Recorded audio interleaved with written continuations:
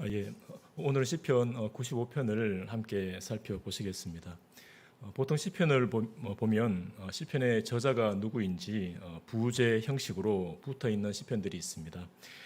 잘 알려진 시편 23편에 다윗의 시라고 적힌 부제부터 아삽의 시, 고라의 시, 그리고 하나님의 사람 모세의 시라는 부제들이 붙어 있는데요.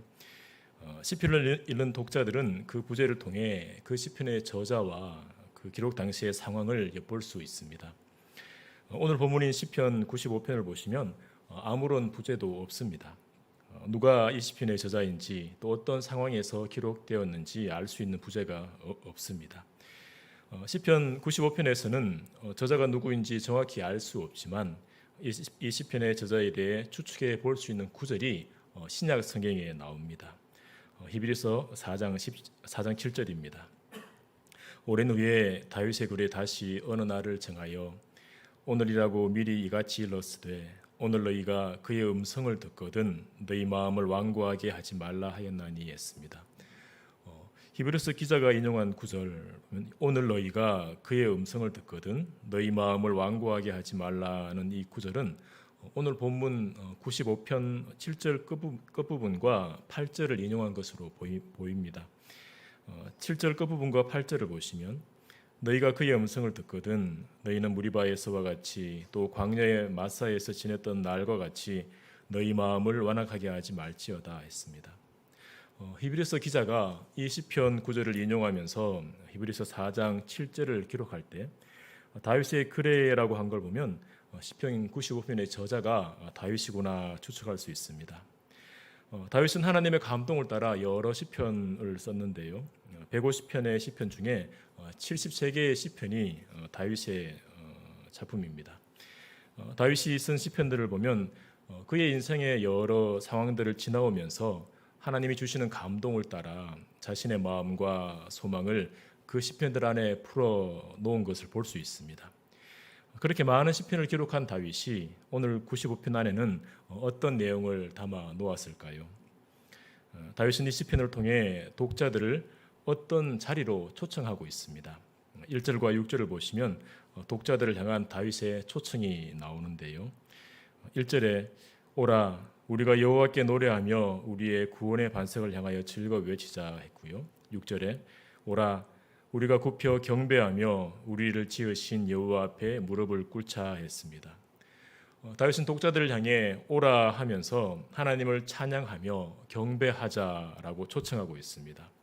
오늘은 독자들을 향한 초청이 담긴 이 시편 본문을 살펴보시면서 우리가 기억해야 할 찬양의 이유와 경배의 이유를 생각해 보겠습니다. 다윗은 1절과 2절에서 독자들을 찬양의 자리로 초청합니다. 1절과 2절에 보시면 오라 우리가 여호와께 노래하며 우리의 구원의 반석을 향하여 즐거이 부르자 우리가 감사함으로 그 앞에 나아가며 시를 지어 즐거이 그를 노래하자라고 합니다. 이는 다윗 자신 역시 찬양할 것인데 함께 찬양하자는 초청입니다. 만약 다윗이 하나님을 찬양하는 그 자리, 하나님을 예배하는 그 현장에 우리가 참여하게 된다면 아마 우리는 많은 체력이 필요할 수 있습니다. 다윗이 1절에서 노래하며라고 할 때 이 말 속에는 사람의 목소리와 악기로 큰 소리를 내는 뜻이 있습니다. 그리고 즐거이 외치자 또 즐거이 노래하자라는 말 속에는 너무나 기뻐서 소리치는 것, 환성을 지르는 그런 뜻이 들어 있습니다. 그래서 다윗이 독자들을 향해 우리가 여호와께 노래하며 구원의 반석을 향하여 즐거이 외치자 우리가 감사함으로 그 앞에 나아가며 시를 지어 즐거이 그를 노래하자 초청할 때는 독자들이 힘을 다해 온 목소리를 다해 하나님을 찬양하기를 바라는 그 다윗의 마음이 들어있는 것입니다. 다윗은 하나님을 찬양할 때 전심전력하는 모습을 보입니다. 다윗의 그런 모습은 하나님의 언약궤를 다윗성으로 메어오는 장면에서도 볼 수 있습니다. 언약궤를 옮기는 과정에서 우사가 죽임을 당한 지 석 달 후 다윗은 다시 언약궤를 다윗의 성으로 옮길 수 있게 되었습니다. 제자들의 어깨에 메어진 언약궤가 다윗성을 향해 조금씩 움직일 때 다윗과 온 이스라엘 족속은 즐거이 환호하며 나팔을 불었는데요. 그때 다윗은 하나님의 언약궤 앞에서 뜀을 뛰며 춤을 추었습니다. 다윗이 얼마나 힘을 다해 춤을 추었던지 입고 있던 베옷이 내려갈 정도였습니다. 하나님 앞에서 힘을 다해 춤을 추며 환호했던 다윗은 그런 뜨거움으로 하나님을 노래하며 즐거이 외치자고 독자들을 초청하고 있는 것입니다. 다윗은 독자들을 찬양의 자리로 초청하면서 힘을 다해 또 온 목소리를 다해 찬양하자고 하는 이유를 드는데요. 3절에 여호와는 크신 하나님이시요 모든 신들보다 크신 왕이시기 때문이로다 합니다. 다윗은 하나님이 크신 하나님이시기 때문에 모든 신들보다 크신 왕이시기 때문에 힘을 다해 하나님을 찬양하자고 합니다. 크다라는 말은 위대하다, 광대하다라는 말로 바꿀 수 있는데요. 하나님이 위대하시고 광대하신 하나님이기 때문에 하나님이 모든 신들보다 위대하신 왕이시기 때문에 다윗은 하나님을 찬양하자라고 합니다. 보통 사람은 인간의 기준에서 볼 때 인간의 한계를 넘어서는 것, 또 인간의 힘으로는 어떻게 할 수 없어 보이는 것 앞에서 압도되어서 위대하다, 광대하다 하는 것 같습니다. 혹시 여러분은 여러분을 넘어서는 어떤 것 앞에서 압도된 경험이 있습니까? 저 같은 경우에는 어릴 때 서울에 있는 한 건물 앞에서 압도된 경험이 있습니다. 한때 전국에 있는 학생들의 수학여행 코스에 들어갔던 건물이기도 한데요. 그 건물은 63 빌딩입니다. 혹시 63 빌딩에 가보신 적이 있습니까? 빌딩 앞에서 꼭대기를 올려다보면 끝이 안 보일 만큼 빌딩은 크고 웅장해서 그 빌딩에게 어릴 적 압도되었던 것 같습니다. 사람이 지은 크고 웅장한 건축물에 압도되기도 하지만 볼 때마다 질리지 않고 또 볼 때마다 압도되는 것은 자연에 있는 것 같습니다. 인터넷에 보면 세계 곳곳에 사람의 한계를 훨씬 뛰어넘어 버리는 장소들이 나오는데요. 그 중에 하나가 미국에 있는 그랜드 캐년인 것 같습니다. 저는 아직 가보지 못했지만 그랜드 캐년 앞에 서면 한마디로 대단하다라고 합니다. 그 가늠할 수 없는 규모에 아마 압도되는 것이겠지요. 본문에서 다윗도 하나님께 압도되어 하나님을 향해 크신 하나님이시다, 모든 신들보다 크신 왕이시다 노래한 것 같습니다. 다윗은 무엇을 보고 하나님을 향해 크시다, 위대하고 광대하시다 노래할까요? 4절 5절을 보시면 땅의 깊은 곳이 그의 손안에 있으며 산들의 높은 곳도 그의 것이로다. 바다도 그의 것이라. 그가 만드셨고 육지도 그의 손이 지으셨도다 했습니다. 다윗은 하나님이 창조하신 땅과 산들과 바다를 보면서 하나님이 창조하신 세상을 바라보면서 하나님의 크심을 노래합니다. 세상에는 많은 잡신들이 있지만 그 신들은 창조주 하나님 앞에서 아무것도 아닙니다. 다윗에게 태초에 하나님이 천지를 창조하시느라는 이 선포는 진리였습니다. 하나님이 천지를 창조하셨다는 것이 다윗에게는 사실이었고 실제였습니다. 하나님의 천지 창조를 믿지 않는 사람들은 자연의 웅장함 앞에서 하나님을 생각할 수 없지만 천지를 창조하신 하나님을 섬기는 다윗은 땅과 산과 바다를 바라보며 하나님의 크심, 하나님의 위대하심과 광대하심을 노래합니다. 다윗 당시의 땅과 산들, 바다는 다윗이 바라보기에 놀라운 것이었을 겁니다. 다윗이 땅의 깊은 곳, 산들의 높은 곳이라 할 때 그 앞에서 자신의 자금을 보았을 겁니다. 그리고 고대 건동에서 사람의 힘으로는 감당할 수 없다 여겨졌던 바다도 다윗에게는 감당할 수 없는 것으로 다가왔을 겁니다. 그런 땅과 산들, 바다인데 다윗은 그것들을 두고 땅의 깊은 곳이 그의 손안에 있으며 산들의 높은 곳도 그의 것이로다. 바다도 그의 것이라. 그가 만드셨고 육지도 그의 손이 지으셨다 노래합니다. 다윗 자신에게 크게 다가오는 땅과 산들과 바다인데 그것들을 손안에 두시는 분이, 또 자신의 소유 삼고 다스리고 계시는 분이 하나님이시니 다윗은 하나님을 향해서 크시다, 위대하시고 광대하시다 찬양할 수밖에 없는 것입니다. 우리도 다윗과 같은 이유로 하나님을 찬양하면 좋겠습니다. 우리 눈에 보기에 웅장한 자연들이 그저 하나님의 손안에 있고 하나님이 지으신 피조물이라는 그 믿음이 우리 안에 더욱 뚜렷해지기를 바랍니다. 그래서 하나님의 크심을 알고 모든 신들보다 크신 왕이 하나님이심을 알아 큰 소리로 즐거이 찬양하기를 바랍니다. 오라, 우리가 여호와께 노래하며 우리의 구원의 반석을 향하여 즐거이 외치자 초청하는 다윗의 이 노래가 우리의 노래가 되기를 소망합니다. 하나님의 크심을 알고 크신 하나님을 향해 뜨겁게 찬양하는 귀한 모습들이 우리 안에 일어나기를 소망합니다. 독자들을 찬양의 자리로 초청한 다윗은 계속해서 독자들을 경배의 자리로 초청합니다. 6절을 보시면 오라, 우리가 굽혀 경배하며 우리를 지으신 여호와 앞에 무릎을 꿇자 했습니다.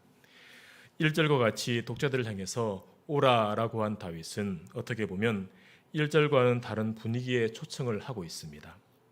1절에서 크게 노래하며 즐거이 외치자 하면서 마음을 일으키는 느낌이라면 6절에서는 굽혀 경배하자, 무릎을 꿇자라고 합니다. 허리를 굽혀 경배하고 무릎을 꿇는 것은 하나님 앞에서 자신을 낮추어서 복종하는 이미지입니다. 다윗은 독자들을 향해 엎드려 경배하자, 무릎을 꿇자라고 한 이유를 7절에서 들고 있습니다. 그는 우리의 하나님이시요 우리는 그가 기르시는 백성이며 그의 손이 돌보시는 양이기 때문이라. 7절을 찬찬히 읽어보면 하나님과 하나님의 백성들이 어떤 관계에 있는지를 알 수 있습니다. 하나님은 백성들의 하나님이시고 목자가 양을 돌보듯 하나님이 백성을 돌보시는 관계, 이 관계를 다르게 표현하면 언약 관계라고 표현할 수 있습니다. 다윗은 백성들이 하나님과 언약을 맺은 백성들이기 때문에 하나님 앞에 엎드려 경배하고 무릎을 꿇자라고 초청하고 있는 것입니다. 하나님이 백성들의 하나님이 되시는 것, 이것은 하나님이 이스라엘 백성들을 출애굽시킨 목적이기도 합니다. 하나님은 레위기 22장 33절에서 이렇게 말씀하십니다. 우리 한 목소리로 읽어보겠습니다. 시작.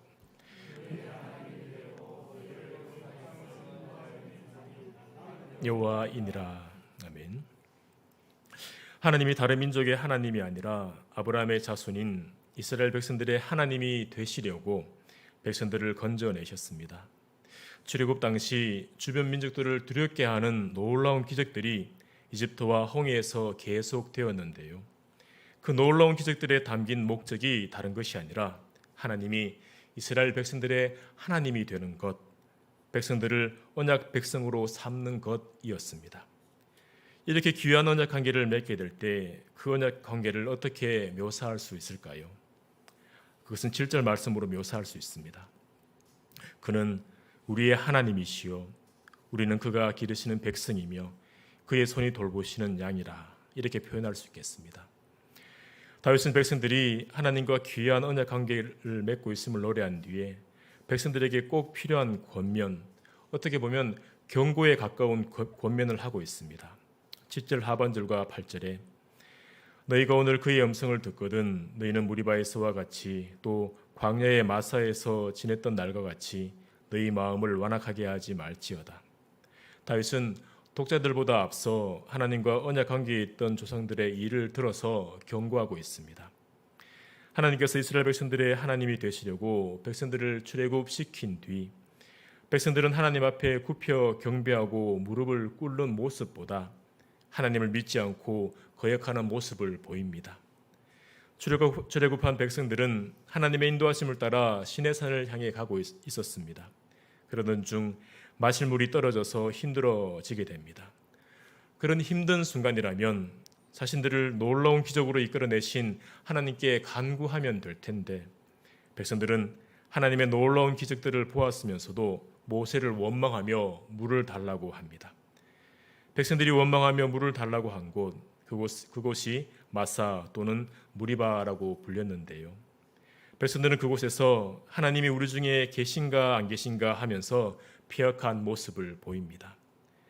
백성들의 원망을 들은 모세는 하나님께 간구했고 하나님은 모세로 하여금 반석을 치게 하셔서 물을 내어주십니다.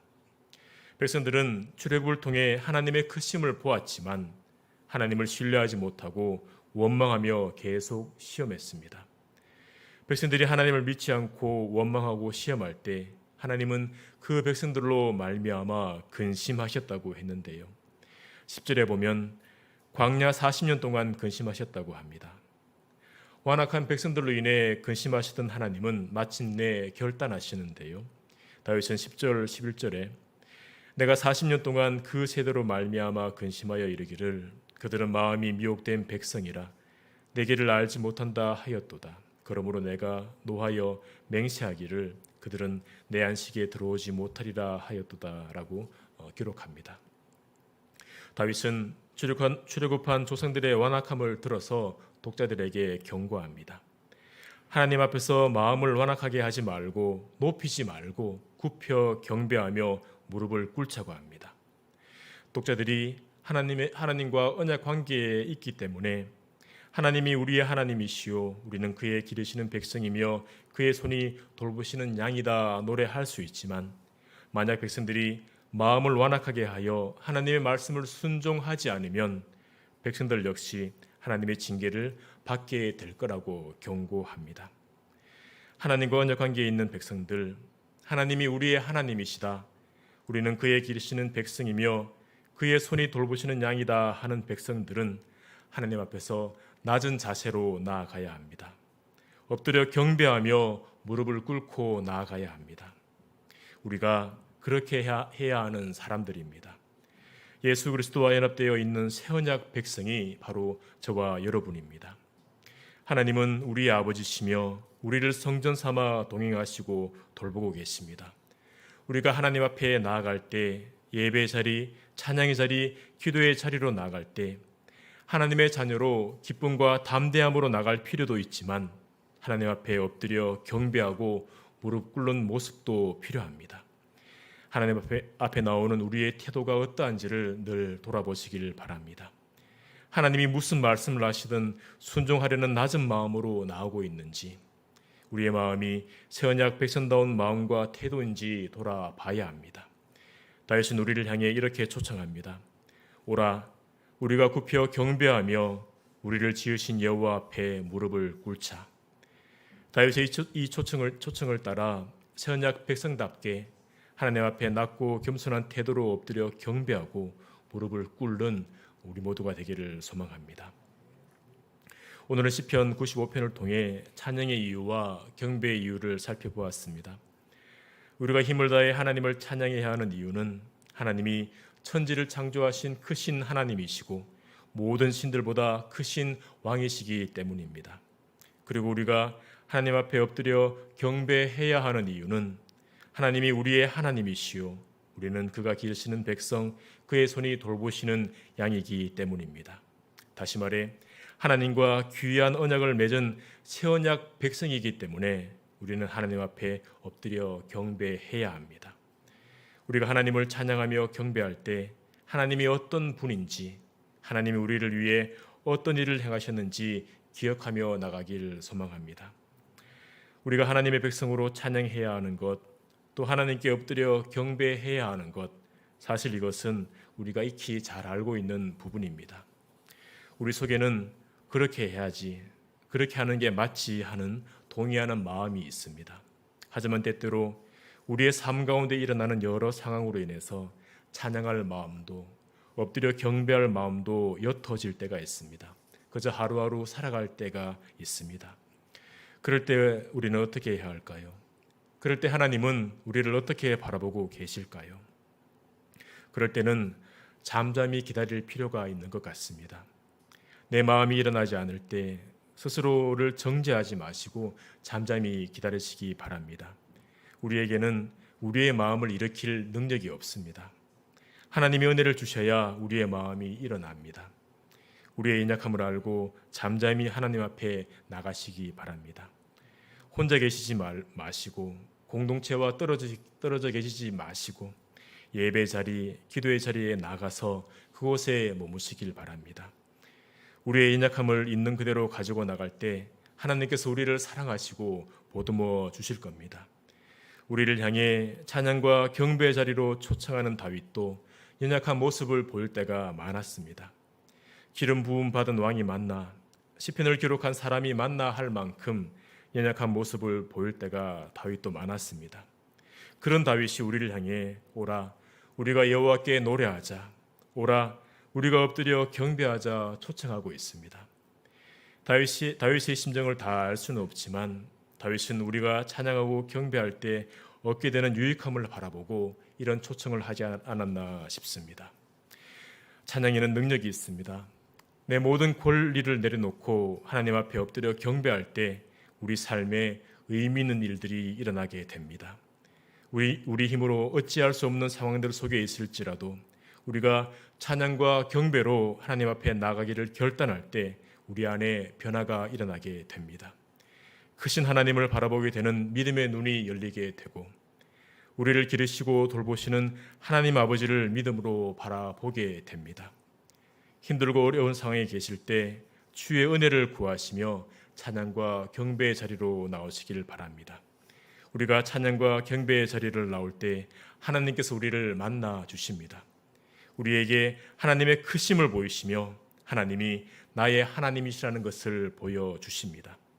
하나님께 찬양하며 경배하는 자리가 우리가 사는 자리, 생명과 은혜의 자리임을 기억하시면서 하나님 앞에 나아가시는 저희 여러분이 되기를 소망합니다. 이 시간 함께 기도하실 때